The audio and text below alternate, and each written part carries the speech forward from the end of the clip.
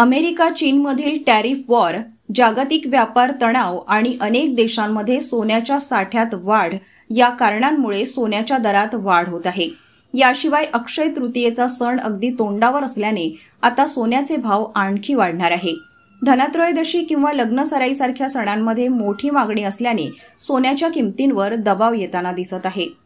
अक्षय तृतीयेपूर्वी सोन्याचे भाव 1 लाख रुपयांपर्यंत पोहोचू शकतात असा अंदाजही वर्तवला जात आहे। सध्या 24 कॅरेट 10 ग्रॅम सोन्याची किंमत 98,240 रुपये इतकी आहे। सोन्याचा भाव अक्षय तृतीयेपूर्वी काल घसरलेला दिसत आहे। 22 कॅरेट सोन्याचा भाव हा 90,050 इतका आहे। अक्षय तृतीयेला सोनं स्वस्त झाल्यानं ग्राहकांच्या चिंतेत भर पडली आहे। सोन्याची दरवाढ दिवसेंदिवस वाढताना पाहायला मिळत आहे।